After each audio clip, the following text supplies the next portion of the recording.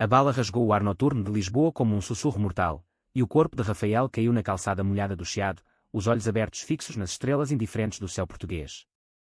Ninguém viu o atirador fugir nas sombras dos arcos medievais, mas o eco do tiro acordou memórias que Miguel jurara enterrar para sempre, o rosto do irmão mais velho, João, que desaparecera 10 anos antes, deixando para trás apenas um bilhete encharcado de chuva e lágrimas.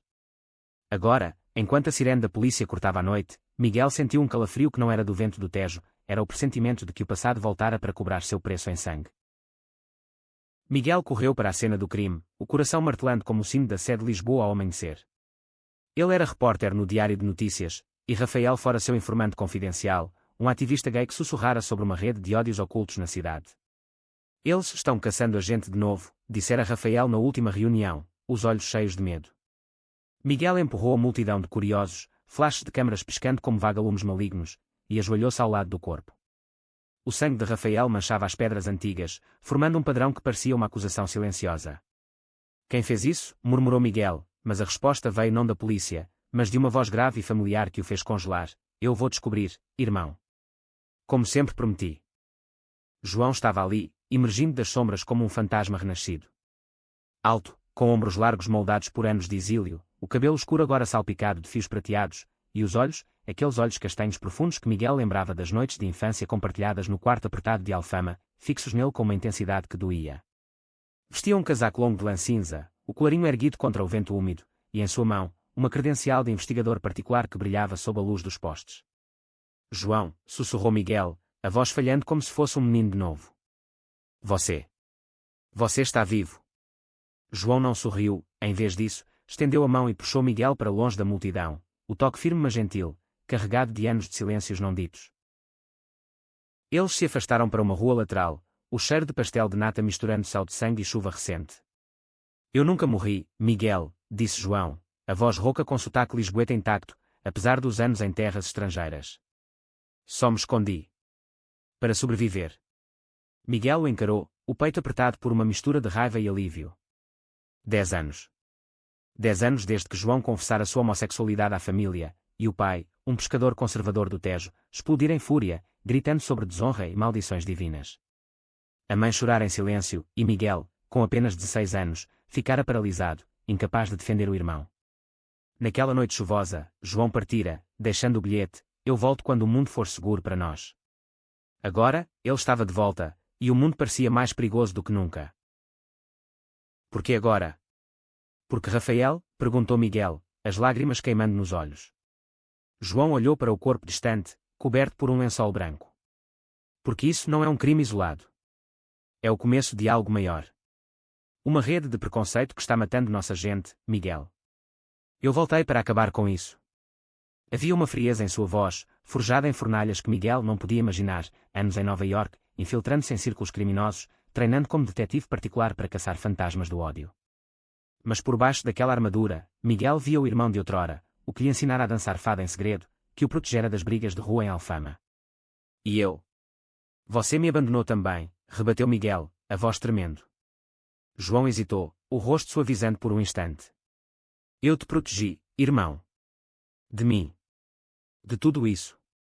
Mas antes que Miguel pudesse responder, um carro preto acelerou pela rua, faróis cegando-os, e João o empurrou para o lado, o som de pneus gritando como um aviso. Na manhã seguinte, o sol de dezembro banhava Lisboa em tons de âmbar, mas a cidade parecia carregada de segredos. Miguel acordou em seu apartamento apertado no bairro Alto, o eco da voz de João ainda reverberando em sua mente. Ele ligou a TV, e lá estava, a notícia do assassinato de Rafael dominava as manchetes, com especulações sobre conflitos internos na comunidade gay. Mentira, murmurou Miguel, jogando o controle remoto contra a parede.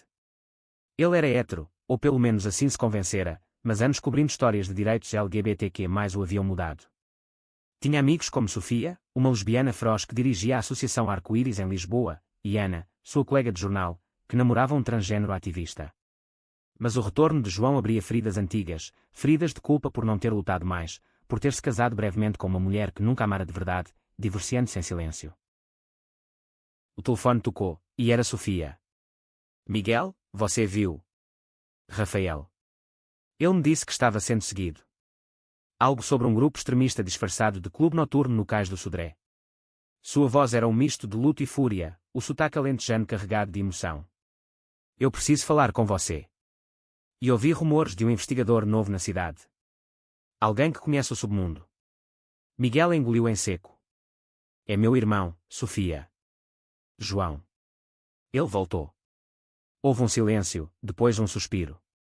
O João. O que sumiu? Meu Deus, Miguel. Traga ele para cá. Precisamos de aliados, não de fantasmas. Ele concordou, mas ao desligar, sentiu o peso. João não era mais o irmão sonhador, era um homem marcado por cicatrizes invisíveis, e Miguel temia que o passado os separasse de novo. Enquanto isso, João instalava-se em um quarto modesto no Hotel Santa Justa, com vista para o elevador de ferro negro que subia aos céus da Baixa. Ele espalhou fotos de Rafael sobre a mesa, o ativista sorrindo em uma marcha do orgulho, segurando uma bandeira arco-íris contra o céu azul de Lisboa. Mas havia outras imagens, anotações criptografadas sobre os Guardiões da Tradição, um grupo clandestino que pregava contra a decadência moral da comunidade GLBT, financiado por doadores anónimos. João tocou uma cicatriz em seu antebraço, lembrança de uma surra em Brooklyn por ser diferente. Ele fugira para a América após Lisboa, mudando o nome para John Silva, construindo uma vida como detetive, caçando assassinos de ódio. Mas Lisboa chamava de volta, não por nostalgia, mas porque Rafael o contatara meses antes, via um e-mail anónimo. Eles sabem sobre você, João. Volte antes que cheguem ao seu irmão. Um toque na porta o tirou dos pensamentos. Era Miguel, hesitante no limiar, segurando 2 cafés da padaria portuguesa. Eu trouxe pazes, disse, estendendo a xícara. João sorriu pela primeira vez, um sorriso torto que iluminou o quarto. Pazes. Irmão, nós nem começamos a brigar de verdade. Eles se sentaram, o vapor dos cafés subindo como fumaça de incenso em uma igreja antiga. Miguel contou sobre sua vida, o divórcio, as noites solitárias escrevendo artigos que ninguém lia, a amizade com Sofia que o fizera questionar suas próprias barreiras emocionais. Eu errei com você, João. Quando você saiu, eu tive medo. Medo de ser como você. As palavras saíram como um confessionário, e João ouviu, os olhos suavizando. Medo de amar quem quer que seja, Miguel. É isso que eles querem que a gente sinta. Mas antes que pudessem aprofundar, o telefone de João vibrou, uma mensagem anônima com uma foto de Miguel saindo do jornal. Cuidado com o repórter. Ou ele é o próximo. O pânico subiu como a maré do Tejo. João escondeu o telefone, mas Miguel viu o brilho nos olhos dele. O quê? Me diga. João hesitou, depois mostrou a imagem. Alguém nos vigia. Isso é maior do que Rafael. Eles saíram correndo para o escritório de Sofia na rua Garrett, o ar cheio do cheiro de livros velhos e revolução. Sofia os recebeu com o abraço apertado, seus cabelos curtos tingidos de roxo contrastando com o terninho impecável. João, o herói perdido, brincou ela, mas seus olhos eram sérios. Rafael deixou isso para mim. Ela entregou um pendrive, contendo áudios de reuniões secretas, vozes sussurrando sobre limpar a cidade de impurezas, nomes de políticos corruptos misturados a pregadores fanáticos. Eles se reúnem no antigo armazém do Ducapesca, perto do porto. Enquanto escutavam os áudios, uma tensão elétrica crescia no ar. João analisava cada palavra como um cirurgião, traçando conexões para um assassinato em Porto anos antes, um caso que ele investigara em segredo. Miguel observava o irmão, admirado pela determinação, mas também atraído por algo mais profundo, a vulnerabilidade por trás da fachada. Sofia notou, erguendo uma sobrancelha. Vocês dois parecem saídos de um fado trágico. Mas agora é hora de ação. Eles planejaram uma infiltração, João como comprador de informações, Miguel como distração jornalística. Mas ao saírem, um carro os seguiu pelas curvas do bairro Alto, e João acelerou, o coração disparado não só pelo perigo, mas pela proximidade reconquistada com o irmão. A noite caiu sobre Lisboa como um manto de veludo negro, as luzes dos bondes 28 serpenteando pelas colinas como veias pulsantes. João e Miguel se aproximaram do armazém no cais do Sodré, o ar salgado do rio misturando-se ao fedor de peixe podre. Fique atrás de mim, sussurrou João, a mão no coldre escondido sob o casaco. Miguel assentiu, mas seu pulso acelerava com uma mistura de medo e excitação. Pela primeira vez em anos, sentia-se vivo, parte de algo maior que suas próprias dúvidas. Eles se esgueiraram por pilhas de caixas enferrujadas, o som distante de fado e quando de um bar próximo como uma trilha sonora irônica. Dentro do armazém, sombras dançavam sob lâmpadas penduradas, iluminando um círculo de homens de ternos escuros e rostos duros. O líder, um homem de meia-idade com bigode grisalho chamado Domingos, discursava com voz venenosa. Lisboa era por antes deles. Agora, com suas paradas e seus direitos, estamos perdendo nossa alma portuguesa. Murmúrios de aprovação, punhos cerrados. João se escondeu atrás de uma pilha de redes de pesca, gravador ativado no bolso. Miguel, fingindo ser um entregador perdido, tropeçou intencionalmente, chamando atenção. Ei, quem é você? Grunhiu um guarda, aproximando-se. O confronto explodiu em segundos. Miguel foi agarrado, o braço torcido atrás das costas, mas João surgiu como uma sombra, derrubando o guarda com um soco preciso. Corra, gritou para Miguel, mas era tarde. Domingos sacou uma pistola, o metal brilhando friamente. O investigador fantasma. Sabíamos que você voltaria, João. Por bagunçar com nossos irmãos em Nova York.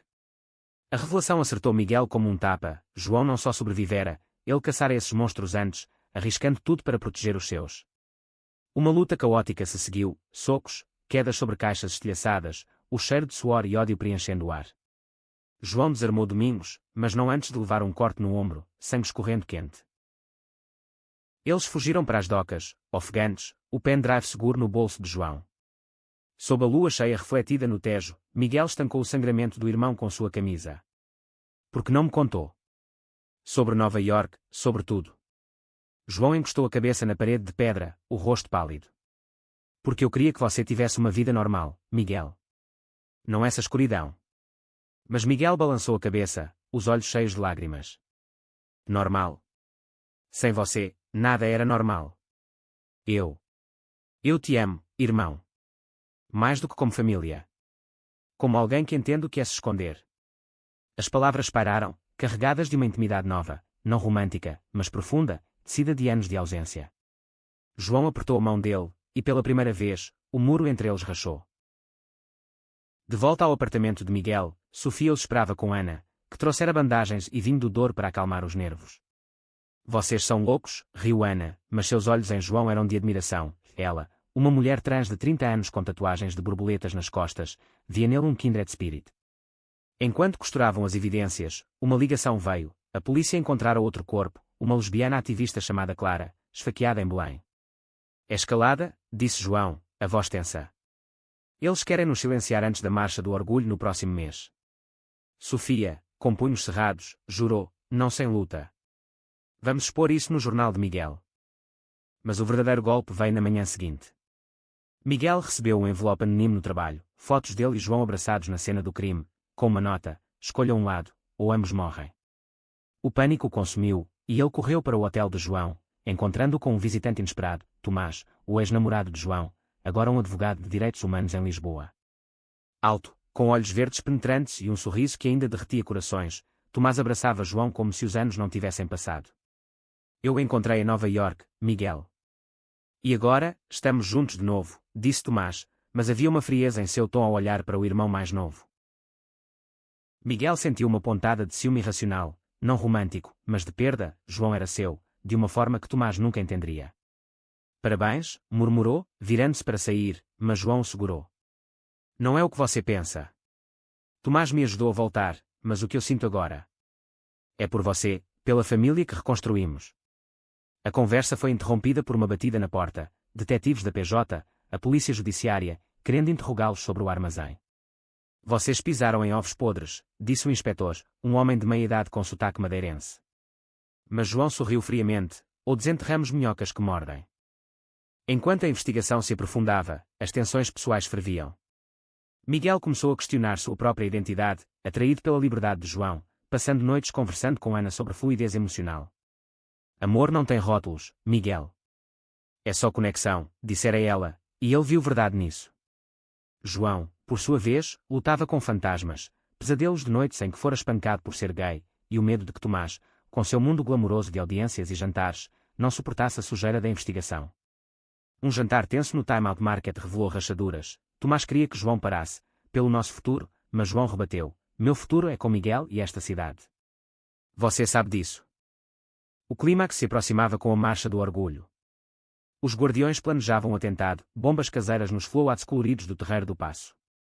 João infiltrou-se em uma reunião final, disfarçado como simpatizante, gravando confissões que ligavam Domingos a um deputado conservador. Mas traição veio de dentro. Tomás, pressionado por ameaças à sua carreira, vazara informações. Eu fiz pelo bem maior, chorou ele quando confrontado, mas João sentiu o coração partir. Amor não trai, Tomás. Ele luta. Miguel, ao descobrir, defendeu o irmão com fúria inesperada, socando a mesa do café no rocio. Nós somos mais fortes agora. Juntos. A marcha amanheceu sob um céu de safira, Lisboa pulsando com bandeiras arco-íris e tambores de samba misturados a fado moderno. Milhares marchavam da Praça do Comércio ao Mirador da Senhora do Monte, vozes erguidas em cânticos de liberdade. João e Miguel caminhavam lado a lado, Sofia à frente com o megafone, Ana distribuindo água com sorrisos radiantes. Mas sob a alegria, tensão crepitava, informantes de João confirmavam, os guardiões atacariam ao meio-dia, quando a multidão se aglomerasse no palco principal. João sentia o peso da arma escondida, o ombro ainda latejando do corte. Se algo der errado, corra para o Tejo, sussurrou a Miguel, que balançou a cabeça teimosamente. Não sem você. Somos uma equipe agora. A proximidade deles, forjada no fogo da crise, era palpável, toques casuais de ombros, olhares que diziam mais que palavras. Sofia notou, piscando, vocês dois são o melhor plot twist dessa história. Mas o riso morreu quando explosões ecoaram do lado leste da praça, não bombas, mas distrações de fumaça para semear pânico. O caos irrompeu, gritos, empurrões, bandeiras pisoteadas nas pedras do calçamento. João mergulhou na multidão, seguindo um sinal de rádio que rastreara até Domingos, escondido em um furgão branco. Miguel o seguiu, o coração na garganta, derrubando um capuz que revelava um rosto jovem, confuso, um recruta forçado pelo ódio familiar. Porquê? Gritou Miguel, imobilizando, porque eles disseram que era para proteger Portugal, gaguejou o rapaz, lágrimas escorrendo. Naquele instante, Miguel viu o ciclo, gerações envenenadas por medo, não maldade pura. João alcançou o furgão, arrombando a porta para encontrar Domingos com um detonador na mão. Acabou, Domingos. As gravações estão com a PJ. Seu deputado está sendo algemado agora.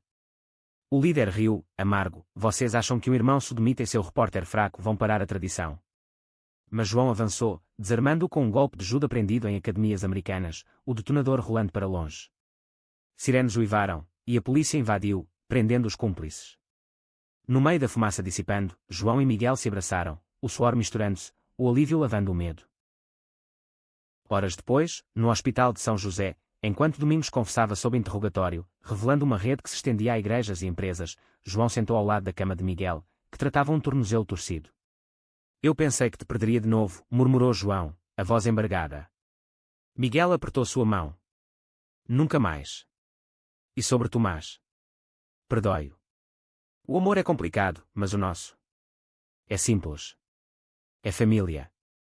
Tomás apareceu na porta, olhos vermelhos, pedindo perdão. João hesitou, depois assentiu, comece limpando sua própria casa. Mas volte para a luta. Meses passaram, e Lisboa curou suas feridas. O julgamento de Domingos encheu as manchetes, com testemunhos de sobreviventes GLBT quando nas salas de tribunal como hinos de vitória. Miguel publicou uma série de artigos, Sombras do Tejo, expondo o preconceito enraizado na sociedade portuguesa, ganhando prémios e, mais importante, respeito de si mesmo. Ele começou a namorar Ana, uma conexão lenta e honesta que floresceu em piqueniques no Parque Eduardo VII, onde riam de medos passados. João abriu uma agência de investigação em Alfama, especializada em crimes de ódio, com Sofia como parceira. Tomás se juntou, redimindo-se através de ações, e juntos eles menturaram jovens Kier, contando histórias de resiliência sob as estrelas do céu lisboeta. Uma noite, na varanda do antigo apartamento familiar, agora restaurado pela mãe, que aprendera a amar incondicionalmente, João e Miguel brindaram com vinho verde. Você voltou não só para desvendar crimes, disse Miguel, mas para salvar nós. João sorriu, os olhos brilhando. E você me salvou primeiro, irmão. No fim, o amor vence o ódio. Sempre. Mas a paz era frágil. Um ano depois, uma carta anônima chegou à agência, os guardiões renascem. Cuidado com as sombras de Coimbra. João olhou para Miguel, agora casado com Ana, mas ainda seu confidente eterno. Prontos para a próxima? Miguel riu, pegando o casaco. Sempre. Lisboa nos chama. E assim, os irmãos marcharam para o desconhecido, laços mais fortes que o aço das espadas de D. Sebastião, provando que na cidade das Sete Colinas, o coração humano era a maior aventura. Enquanto o sol poente tingia os azulejos de Alfama em tons de laranja e púrpura, João e Miguel subiam as escadarias íngremes da rua de São Miguel, o eco de suas botas misturando-se ao canto de uma senhora vendendo figos. A carta de Coimbra queimava no bolso de João como um presságio, mas pela primeira vez em anos, ele não sentia solidão na caçada. Lembra quando éramos crianças e caçávamos tesouros nas ruínas do castelo de São Jorge? Perguntou Miguel, ofegante na subida. João riu, um som raro e genuíno. Sim, e você sempre achava que o dragão era real. Agora, os monstros são homens como Domingos. Mas o humor escondeu a verdade, a rede se ramificava, tocando raízes antigas de intolerância em vilas do interior. De volta à agência, um espaço aconchegante com paredes cobertas de recortes de jornais e fotos de marchas vitoriosas, Sofia os esperava com café forte e mapas digitais. Coimbra não é Lisboa, disse ela, traçando linhas vermelhas no tablet. É mais conservadora, com universidades cheias de intelectuais, mas também bolsões de fanatismo em bairros periféricos. Rumores de um novo líder, um professor demitido por doutrinas progressistas. Ana, agora grávida de alguns meses e radiante, adicionou, e a vítimas, um casal gay espancado na Serra da Lousã. Sobreviveram, mas estão aterrorizados. Seus olhos encontraram os de Miguel, uma troca silenciosa de apoio, o casamento deles era uma âncora, mas a causa os unia a todos. João mergulhou na pesquisa, horas virando noites sob a luz de uma lâmpada de ferro forjado. Ele contatou velhos informantes de Nova York, hackeando fóruns obscuros onde ódios se aninhavam como ratos. É um professor chamado Vasco, confirmou ele ao amanhecer, o rosto marcado por olheiras. Exilado da Universidade de Coimbra por defender direitos que eram aulas. Agora, ele prega em porões, recrutando alunos desiludidos. Miguel, que passara a noite escrevendo um perfil sobre sobreviventes, pausou a digitação. Ele é como uma versão distorcida de nós, ferido pelo preconceito, mas virando o veneno contra si mesmo. A empatia na voz de Miguel tocou João, o irmão crescera, transformando culpa em compaixão. Eles partiram para Coimbra de trem, o Douro deslizando ao lado como uma serpente prateada. A cidade das 7 colinas rivais de Lisboa os recebeu com torres góticas e o Mondego murmurando segredos. No hotel modesto perto da Sé Velha, João encontrou uma pista, um e-mail anónimo de um aluno arrependido, marcando um encontro em um café escondido no bairro da Solum. Vá sozinho, avisou Miguel, mas João balançou a cabeça. Não mais. Nós enfrentamos juntos. O café era um ninho de intelectuais, cheiro de livros velhos e expresso pairando no ar. O aluno, um jovem de olhos nervosos chamado Pedro, sussurrou, Vasco planeja um ataque à biblioteca que herda a universidade. Livros queimados, como na Inquisição.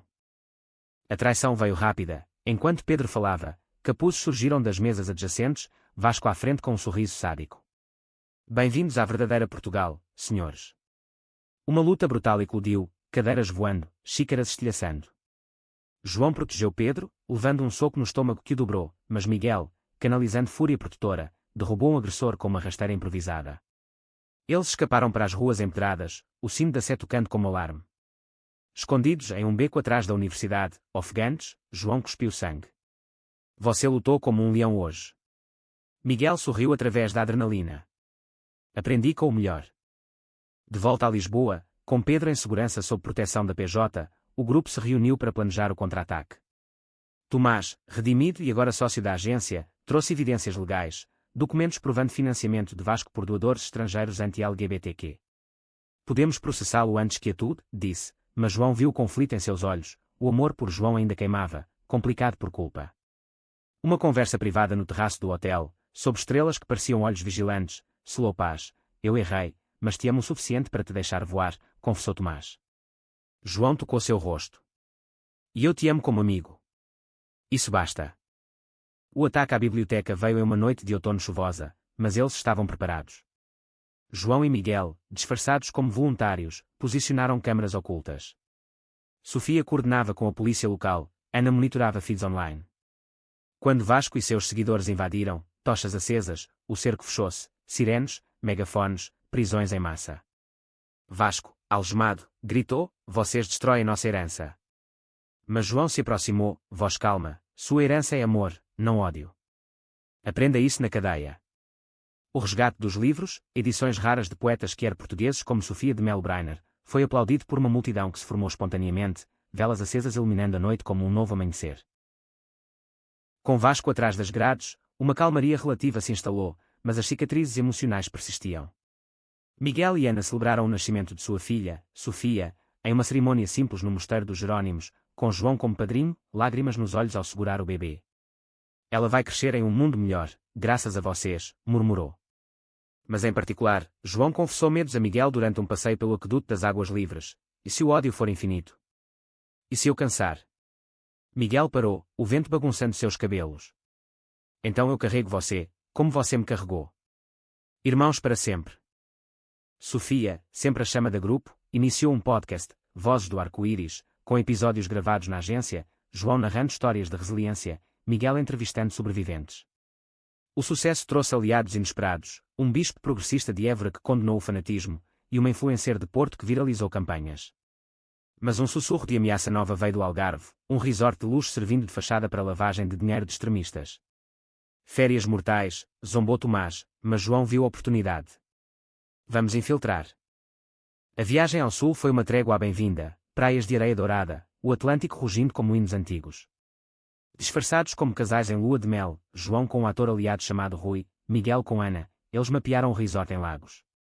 Noites de dança em bares de fado flamengo mascaravam vigilância, mas tensão cresceu quando Rui, abertamente gay, foi abordado por hóspedes hostis. Cuidado, menino, sibilou um, e João interveio, o instinto protetor flamejando. Ele é meu. Toque nele, e vê o inferno. A descoberta veio em uma suíte VIP, cofres com documentos ligando o resort aos guardiões remanescentes. Mas uma emboscada noturna, guardas armados invadindo o quarto de João, transformou férias em pesadelo. Ele lutou, derrubando dois, mas um tiro roçou sua perna, sangue manchando os lençóis brancos. Miguel, alertado por um sinal combinado, irrompeu com a polícia local, salvando o dia. No hospital de Faro, com Ana ao lado, Miguel segurou a mão de João. Você me assusta, irmão. Mas te admiro mais. João, dopado de analgésicos, sussurrou, o orgulho de te ter de volta vale cada cicatriz. Recuperando-se em Lisboa, João refletiu sobre o arco de sua vida, do garoto aterrorizado fugindo de casa ao homem que moldava a justiça. Uma carta da mãe chegou, escrita em caligrafia trêmula: eu errei, filho. Volte para o jantar de Natal. Traga seu irmão. Lágrimas caíram, a família, outrora partida, reconectava-se. O Natal no apartamento de Alfama foi mágico, bacalhau assado, canções de janeiras, Sofia contando piadas, Tomás servindo vinho, Ana ninando Sofia bebê. A família encontrada, brindou Miguel, e João ecoou, o coração pleno. Mas o destino girava. Uma pista final levou a Évora, um convento abandonado onde o último líder dos guardiões, um padre renegado, tramava vingança. João, ainda mancando, insistiu em ir, é o fim da linha. Miguel o acompanhou, o grupo completo atrás. No convento de Estrelas Frias, o confronto foi espiritual, o padre, olhos fanáticos, recitou salmos distorcidos. Vocês são abominações. Mas João rebateu com quietude, Deus fez o amor em todas as formas. Seu ódio é a abominação. Uma rendição pacífica seguiu, o padre desabando em confissão, a rede desmantelada para sempre. Anos fluíram como o Tejo, lavando dores antigas. A agência de João expandiu para Porto e Faro, um farol para vítimas de preconceito. Miguel, agora editor-chefe, publicou um livro sobre a saga dos irmãos, Sombras e Arco-Íris, best-seller que inspirou adaptações teatrais no Dona Maria II. Sofia casou-se com uma artista de Setúbal, Ana e Miguel criavam Sofia como uma mini-ativista, correndo pelas praias de Cascais com bandeiras pequenas. João encontrou humor verdadeiro em Rui, o ator que se tornara seu parceiro em cenas da vida real, viagens a Sintra, noites cozinhando cataplana, risadas e quando em casas compartilhadas. Mas o laço com Miguel permaneceu o cerne, visitas semanais para fado e conversas profundas. Você me ensinou a ser inteiro, disse João uma vez, sob o aqueduto ao pôr do sol. Miguel sorriu. E você me mostrou que quebrar é como renascer.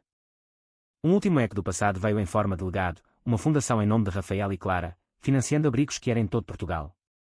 Na inauguração em Lisboa, sob chuva fina que prometia arco-íris, João discursou: nós desaparecemos nas sombras, mas voltamos como luz. Para desvendar não só crimes, mas corações. A multidão aplaudiu, e Miguel, ao seu lado, sentiu o ciclo completo, de perda a triunfo, de ódio a amor.